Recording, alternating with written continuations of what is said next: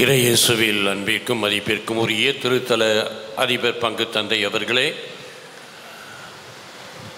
சகோதர குருக்களே, அருட்சகோதிகளே, வைர விழாவின் மூலமாக மரியாயின் சேனையின் பணியை சிறப்புற செய்து கொண்டிருக்கும் மரியாயின் சேனையின் அன்பு உறுப்பினர்களே, இறையேசுவில் அன்புக்குரிய சகோதர சகோதரிகளே, உங்கள் அனைவருக்கும் நம் ஆண்டவராகிய இயேசு கிறிஸ்துவின் திருப்பெயரால் காலை வணக்கமும் ஆசீரும்.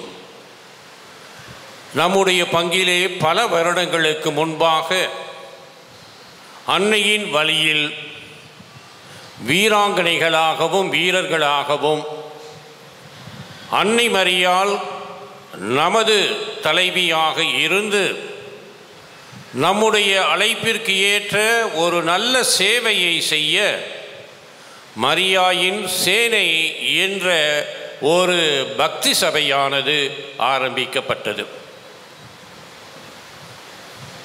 60 ஆண்டுகளிலிருந்து அது கியூரியா என்ற ஒரு ஸ்தானத்திலே உயர்த்தப்பட்டு அந்த பணியானது முடுக்கிவிடப்பட்டது. அதை கொண்டாடும் நல்ல நாளாக இன்று இப்பலியின் மூலமாக இறைவனுக்கு நன்றி செலுத்த வந்திருக்கின்றோம். எனவே இத்தகைய அருமையான நாளிலே அந்த கியூரியாவின் தலைமை நிர்வாகிகளாக இருக்கின்ற அனைவருக்கும், சேவகர்களாக இருக்கின்ற அனைவருக்கும், சேவைகளாக இருக்கின்ற அனைவருக்கும் என்னுடைய பாராட்டும், என்னுடைய நன்றியும், என்னுடைய வாழ்த்துதலும். இறையேசுவில் அன்புக்குரியவர்களே, மரியாயின் சேனை என்ன என்பதை நீங்கள் உணர்ந்திருப்பீர்கள், அறிந்திருப்பீர்கள். அதை தான் தினம்தோறும் அழைக்கப்பட்ட அழைப்பிற்கு ஏற்றவாறு பொதுநிலையினராக நீங்கள் இருந்தாலும் கூட சிறப்புற அதை செய்து கொண்டிருக்கின்றீர்கள். உங்களையெல்லாம் பார்க்கும்போது நான் சிறு பிள்ளையாக இருந்த ஒரு ஞாபகம் வருது. உங்களை பார்த்துட்டு ஏன் சிறு பிள்ளைன்னு நினைக்கிறீங்களா? காரணம் சொல்கிறேன்.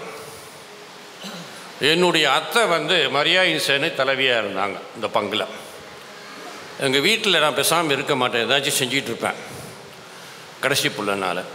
எங்கள் அம்மா சொல்லுவாங்க, அத்தை கோயிலுக்கு போகிறாங்க, கூட போயிட்டு வாடான்னுவாங்க. எங்கள் அத்தை கூப்பிட்டு போய் மரியாயின் சேனை அந்த மீட்டிங் நடத்துவீங்கள்ல, அங்கே போய் உட்கார வச்சுருவாங்க. என்னமோ ஜெபிப்பாங்க, என்னமோ செய்வாங்க, ஜெபம்லாம் சொல்லுவாங்க. கடைசியில் ஒன்று மட்டும் தான் நல்லா இருக்குது, தெரியாமல் எல்லாம் காசு போடுவாங்க. ஒரு நான் போட்டு அதை என் கையில் கொடுத்துருவாங்கன்னு பார்த்தா கொடுக்க மாட்டாங்க. அந்த நிலையிலே பார்க்கும் பொழுது அந்த காசு போடுறதுக்கு இப்போ காரணம் தெரியும், நம்மளுக்கு கிடைக்காதுன்னு தெரியும். அது ஒரு பொது பணிக்காக, பொது சேவைக்காக எடுக்கப்படுகின்றது. ஜெபமாலை சொல்லுவீங்க, ஜெபம் சொல்லுவீங்க. இவைகளெல்லாம் எதற்காக நாம் செய்கின்றோம்? அன்புக்குரியவர்களே, மரியாயின் சேனையின் உறுப்பினர்களாக இருக்கின்ற நீங்கள் ஆற்ற வேண்டிய பணி என்ன என்பதை தெள்ள தெளிவாக தெரிந்து கொள்ள வேண்டும். இன்றைய முதல் வாசகம் இணை சட்டத்திலிருந்து எடுக்கப்படுகின்றது. இறைவனால் நியமிக்கப்பட்ட மோசேயின் பணியை இஸ்ராயேல் மக்கள் அவ்வளவு தூரம் விரும்பலை. கடவுளை பார்த்து கேட்கின்றார்கள், எங்களுக்கு ஒரு இறைவாக்கினரை கொடுங்கள். மோசையை விட போர் அடிக்குது. நான் மோடின்னு சொல்ல, மோசேன்னு சொன்னேன். ஏன்னா 2 மோல ஆரம்பிக்க, தப்பாக எடுத்துக்காதீங்க. போர் அடிக்குது. போய் மோசே இறைவனிடம் கூறுகின்றார், இந்த மக்கள் அவர்களுக்கு ஒரு இறைவாக்கினரை கேட்கின்றார். இறைவன் அவர்களுடைய எண்ணத்தையும் எதிர்பார்ப்பையும் அறிந்தவராக அவர்களுக்கு இறைவாக்கினரை தருவேன் என்ற ஒரு உறுதிமொழியை தருகின்றார். இன்றைய 2ஆம் வாசகம் கொரிந்தியருக்கு எழுதிய திருமுகத்திலிருந்து, முதல் கொரிந்தியர் திருமுகத்தில் அருமையான பகுதி. அதில் முதல் வார்த்தையை பார்த்தீங்கன்னாவே கவலையற்றவர்களாக நீங்கள் இருங்கள் என்று கூறுகின்றார் இறைவன். பணியை பெற்றவர்கள், பொறுப்பிலே இருப்பவர்கள் கவலையற்றவர்களாக இருக்க முடியுமா? அம்மாவின் நிலை, தந்தையின் நிலை, பங்கு தந்தையின் நிலை, எல்லாற்றையும் மேய்க்கின்ற ஆயரின் நிலை கவலையற்ற நிலையில் இருக்குமா? கவலையற்றவர்களாக இருங்கள் என்று கூறுகின்ற புனித பவுலடியார் சொல்றார், மனம் முடிக்காதவர்கள் கடவுளுக்கு பயந்து கீழ்ப்படிய வேண்டும் என்பதை நினைத்தே அதற்கு ஏற்ற ஒத்த வாழ்க்கையை வாழ்ப்பதில் கவலை கொண்டவர்களாக இருக்கின்றார்கள். மனம் முடித்தவர்கள் உங்களுக்கு தெரியும், நான் சொல்ல வேண்டியதில்லை. மனைவி வீட்டுக்காரருக்கு எப்பயும் அட்ஜஸ்ட் பண்ணி போக வேண்டிய நிலையில் இருக்குது. இந்த காலத்தில் வீட்டுக்காரர் தான் மனைவிக்கு ஒத்து போக வேண்டிய வேலை இருக்குது. இல்லாட்டி சாப்பாடு கிடைக்காது. எங்கே போனாலும் ஒத்து போகின்ற நிலை, கவலையற்றவர்களாக இருக்க வேண்டும் என்றார். அதே போன்று துறவற வாழ்க்கையில் என்ற கன்னியர்களும் கிறிஸ்துவின் புனித வாழ்க்கையை ஏற்ற அர்ப்பணத்தின் மக்களாக வாழ கவலை கொண்டவர்களாக இருக்க வேண்டும். எனவே புனித பவுல் அடியார் கூறுகின்ற இந்த கவலை என்ற வார்த்தையானது நாம் நினைக்கின்ற சோகத்தின் நிலையை, ஒரு வருத்தத்தின் நிலை, நாம் செய்கின்ற பணியை தலையாகிய ஒரு கடமையாக, தலையாகிய ஒரு அழைப்பாக, தலையாகிய உங்களது இறைவனின் அருளாக என்று எண்ணி செய்யும் பொழுது அதில் கண்ணும் கருத்துமாக இருக்க வேண்டும். அதை தான் இந்த நற்செய்தியிலே நம் ஆண்டவராக இயேசு கிறிஸ்து மார்க்கு நற்செய்தி முதல் அதிகாரத்திலே மக்களுக்கு நற்செய்தியை அறிவிக்க வந்த அவரை பார்த்து, ஆவியினால், கெட்ட ஆவியினால் ஈர்க்கப்பட்ட அந்த மனிதன் கிறிஸ்துவை அடையாளம் கொண்ட காரணத்தினால் அவரோடு போராடுகின்ற ஒரு நிலைமை. இது எதை காட்டுகின்றது? எவன் ஒருவன் அழைப்பிற்கு ஏற்ற வாழ்க்கையை தனது கடமையாகவும் தன்னுடைய பணியாகவும் ஏற்று செய்யும் பொழுது சந்திக்க வேண்டிய சவால்கள் இருக்கின்றது. பேய் பிடித்து அவன் கூறுகின்றான், நீர் கடவுளின் மகன் என்று தெரியும், உனக்கு என்ன வேலை? கிறிஸ்து ஆற்றுகின்ற பணி சோகத்தின் பணி கிடையாது, திணித்த பணி கிடையாது. விருப்பத்தின் காரணமாக எடுத்துக்கொண்ட காரணத்தினால் இறைவனுக்கு எந்த வகையில் செயலாற்றுவதில் தன்னையே நிறைவாக அர்ப்பணிக்கும் பணியாக இருக்கின்றது. அன்புக்குரிய மரியாயின் சேனையின் உறுப்பினர்களே, குடும்பத்தின் அங்கத்தினர்களே, அத்தகைய ஒரு கவலையை நாம் கொண்டவர்களாக நம்முடைய பணி இருக்க வேண்டும். அதை அன்னை மரியாள் 3 வகையிலே நமக்கு எடுத்து காட்டுகின்றார். அன்னை மரியாள் கவலை கொண்டவராக தன்னுடைய கடமையை சரிவர செய்வதில் என்றுமே கண்ணும் கருத்துமாக இருந்தார் என்பதை நாம் உணர்ந்தவர்களாக இருக்க வேண்டும்.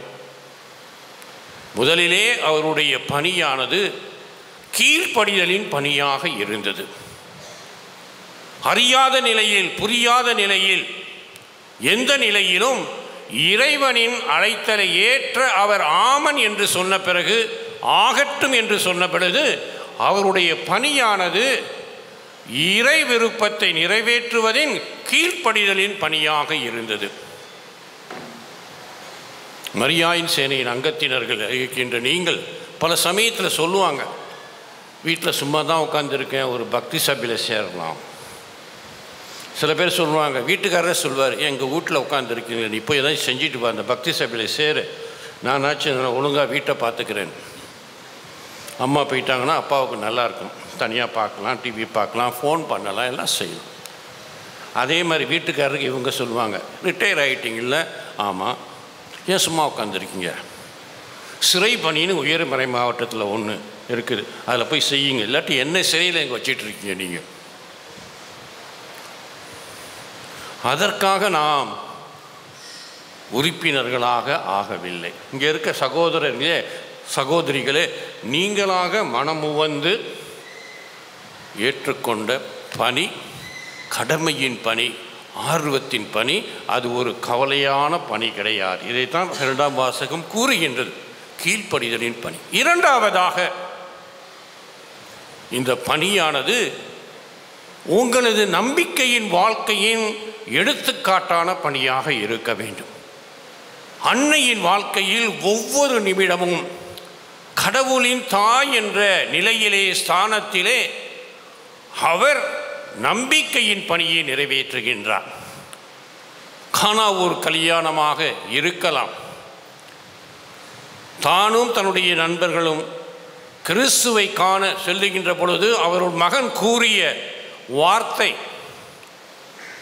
எனக்கு சகோதரனோ சகோதரியோ இறை வார்த்தையை கேட்பவர்கள்தான் என்று சொல்லும் பொழுது அன்னையின் உள்ளம் எவ்வாறு தவித்திருக்கும். அச்சமயத்திலும் சரி நம்பிக்கையின் ஒரு சின்னமாக.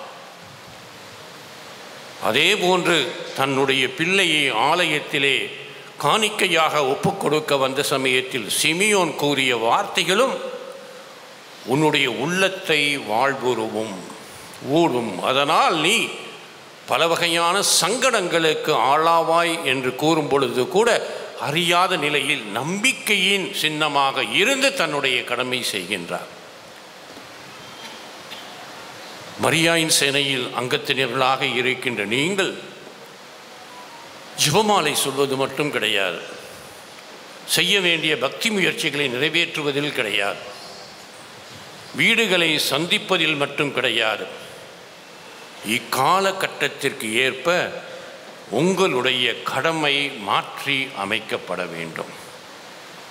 நான் கேட்பேன், பங்குகளுக்கு வந்து பங்கு விசாரணைக்குன்னு உங்கள் பங்கு விசாரணைக்கு வரலன்னு நினைக்கிறேன், பெரம்பூருக்கு வந்தோன்னா இன்னும் வரலன்னு நினைக்கிறேன்.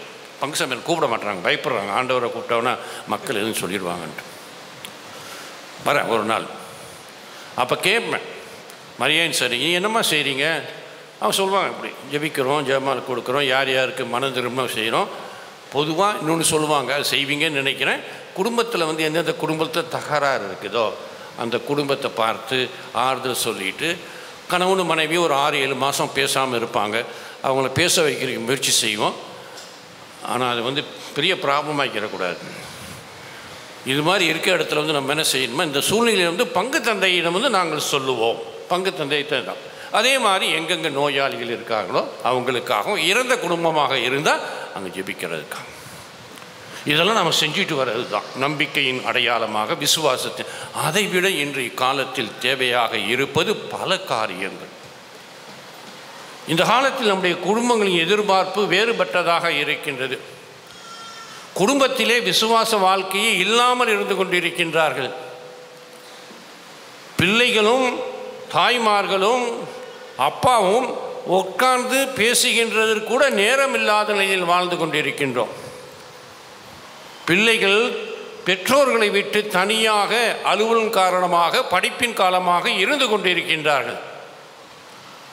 எனவே இக்காலகட்டத்தில் நீங்கள் அன்னை மரியாளின் நம்பிக்கையின் சேவிகைகளாகவும் சேவர்களாகவும் இருக்க வேண்டும் என்றால், நீங்கள் இருக்கின்ற இடத்திற்கு தேவையான அவசரமான எல்லாவற்றிற்கும் மேலாக எது உகந்ததாக இருக்கும் அத்தகைய பணிகளை நீங்கள் கண்டுபிடித்து பங்கு தந்தையின் அனுமதியுடன் செய்வதில்தான் உங்களுடைய பணி இருக்கின்றது, விசுவாசத்தின் எதிர்பாராக. மூன்றாவது மிகவும் முக்கியமானது, உங்களுடைய பணியானது மௌனத்தின் பணி, ஆக்கப்பூர்வமான மௌனத்தின் பணியாக இருக்க வேண்டும். பொதுவாக ஆயர் வரும் பொழுது இப்போல்லாம் யானை பூச்செண்டுலாம் வாசிக்க மாட்டுறாங்க ஃபாதர், மறந்துட்டாங்கன்னு நினைக்கிறேன். உங்களுக்கு தெரியுமா யானை பூச்செண்டு என்னன்னு தெரியுமா? பூச்சாண்டி கட்டுறதில்லை, யானை பூச்செண்டு யாருக்கு தெரியுமா? சொல்லுங்கள், என்னன்னு சொல்லுங்கள், ஒரே வார்த்தையில் சொல்லுங்கள். எத்தனை பூசை வச்சோம், எத்தனை ஜெபமாலை கொடுத்தோம், எத்தனை பேர் திட்டினோம், அதெல்லாமா? எத்தனை பேர் திட்டினோம் அது கூடவா? நல்லா செஞ்சது தான் கொடுப்பீங்க. அதெல்லாம் வந்து யாருக்கு ஒப்பு கொடுக்குறீங்க? ஆர்ச்சி பிஷப் ஒப்போம், பங்குசாமிக்கு ஒப்பு கொடுக்குறது இல்லையா? அவர் தேவையில்லை, அவர் புனிதராக இருக்கான்ட்டிங்களா? சரி, எப்படியோ இதில் இல்லை பணி மாறி வருகின்ற உரத்தில் இக்காலகட்டத்திலே உங்களுடைய பணி உங்களுடைய அழைப்பிற்கு ஏற்றவாறு, சட்டத்திட்டங்களுக்கு ஏற்றவாறு செய்ய வேண்டும் என்று ஒருங்கி இயக்க திரு அவை உங்களே கேட்க. பங்கு தந்தையர்கள் போன்று, ஆயர்களை போன்று பொதுநிலையினால் நீங்களும் சமமான அழைப்பினையும் கடமையையும் பொறுப்பையும் பெற்றிருக்கின்றீர்கள். இந்த 42 பக்கங்கள் நிறைந்த தொகுப்பு உரை, இந்த முதல் அங்கம் ரோமையிலே நடந்த ஆயர் மம்பற்றம் கேள்விப்பட்டிருப்பீங்கள? நம்ம இந்திய நாட்டிலேருந்து யார் யார் போனால் அதுக்கு யாராச்சும் ஒருத்தர் சொல்லுங்க. நான் போனேன்னா போகலையா? போயிருக்கலாம். நீங்கள் சொல்லிட்டா போனீங்கன்னு கேட்பீங்க. போனேன்னா நான் போயிருந்தேன். அந்த ஒரு மாத அமர்விலே நாங்கள் கண்டது ஆவியின் செயலாற்றல். ஆவி விருப்பத்திற்கு ஏற்ப நேரத்திற்கு ஏற்ப செயலாற்றுகின்றார். அதை உணர்ந்தோம். அதன் வெளிப்பாடாகத்தான் எங்களுடைய எண்ணங்களும் கருத்துக்களும் எதிர்பார்ப்புகளும் உரையாடல்களும் ஒன்றாக அமைத்து பல வகையான தலைப்புகளின் கீழ் 42 பக்கங்கள் உலக அளவிலாகிய திருச்சபைக்கு படிப்பதற்கு கொடுத்தான். அதை பார்த்துருக்க மாட்டீங்கன்னு நினைக்கிறேன். அதை எடுத்து படிங்க நீங்கள். மரியான் சேனையில் தயவுசெய்து பங்கு சாமியார் வாங்கி கொடுப்பார். அதில் நாங்கள் சொல்கிறது என்னன்னா, முக்கியமான கருத்து, வருங்காலத்திலே பக்தி சபைகளோ இளைஞர்களோ ஏனைய அன்பிய உறுப்பினர்களோ எல்லோருக்கும் சமமான பங்கு திருச்சபையை நடத்துவதில் இருக்கின்றது. திரு அவை நடத்தும்.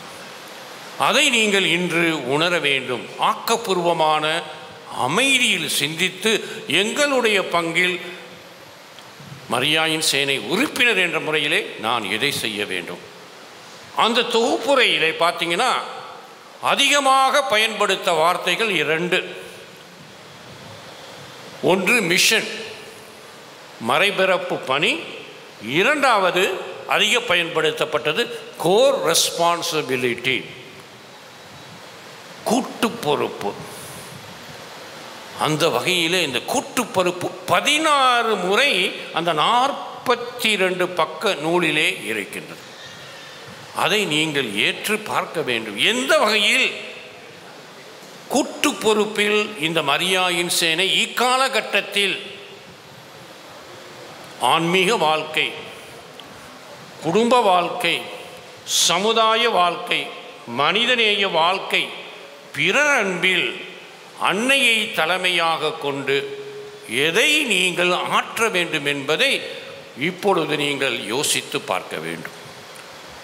60 ஆண்டுகள் சில பேர் 40 வருஷம்லாம் இங்கே உறுப்பினர்களாக இருப்பாங்கன்னு நினைக்கிறேன். ஏன்னா எல்லாருமே இருக்க முடியாது. சில பேர் இருக்கலாம். ஏன்னா 20-22 வயசில் தான் வந்து சேருவாங்க. இப்போ பார்க்கும்போது ஒரு 40 வயசில் இருக்கும், 30-35 வயசில் இருக்கும். இதில் நாம் இந்த ஆண்டுகளில் சாதித்தது என்ன, செய்தது என்ன, அதனால் ஏற்பட்ட தாக்கம் என்ன என்பதை இந்த வைர விழா ஆண்டிலே நீங்கள் யோசித்து பார்க்க வேண்டும். இஸ்ராயல் மக்கள் கேட்கின்றார்கள், எங்களுக்கு மோசே தேவையில்லை, ஒரு இறைவாக்கினை கேட்கின்றார்கள். அதே நிலையில்தான் நம்முடைய பங்குடைய மக்கள் உங்களை பார்த்து கேட்கின்றார்கள், உங்களுடைய பணி மாற்றியமைக்கப்பட வேண்டும், தேவைக்கு ஏற்றதாக இருக்க வேண்டும். எங்களுடைய உள்ள ஆசையை, எங்களுக்கு தேவையான நிலையை உணர்ந்து நீங்கள் எங்களுக்கு பணி செய்யக்கூடிய மரியாயின் சேனையாக இருக்க வேண்டும் என்று. எனவே இன்றைய தினத்திலே இறைவனுக்கு நன்றி செலுத்துவோம். அன்னை மரியாளை தலையாக கொண்டு இந்த 3 வகையிலே கீழ்ப்படிதலில் இறை விருப்பத்தை உணர்ந்தவர்களாக, நம்பிக்கையில் எல்லா சமயங்களிலும் நம்மையே அர்ப்பணித்து இன்பமாக துன்பமாக இருக்கலாம், சச்சரவாக இருக்கலாம், சங்கடங்களாக இருக்கலாம், சவால்களாக இருக்கலாம், எந்த நிலையிலும் ஆற்றுகின்ற பணியாகவும் இருக்கவும். 3வதாக மௌனம், ஆக்கப்பூர்வமான மௌனத்தில் அமைதியில் இருந்து அன்னை மரியாள் எவ்வாறு தன்னுடைய கடமை செய்தாரோ இக்காலகட்டத்திற்கு ஏற்றவாறு அப்படி செய்யும் பொழுது இந்த வைர விழா பொருள் உள்ளதாக இருக்கும். வருகின்ற ஆண்டு காலங்களில் நாமும் இறைவனால் கொடுக்கப்பட்ட அந்த பணிக்கு ஏற்ற நல்ல ஊழியர்களாக வாழ முடியும். எனவே அன்புக்குரிய சகோதர சகோதரிகளே, இப்பலியில் ஜெபித்து மன்றாடுவோம். இந்த வைர விழா ஒவ்வொரு உறுப்பினர் வாழ்க்கையிலும் ஒரு தாக்கத்தை ஏற்படுத்தி இறைவனுக்கு ஏற்ற அன்னையை போன்று உன்னத கருவியாக வாழ்க்கையை அமைக்க இப்பலியிலே ஜெபித்து மன்றாடுவோம். ஆமென்.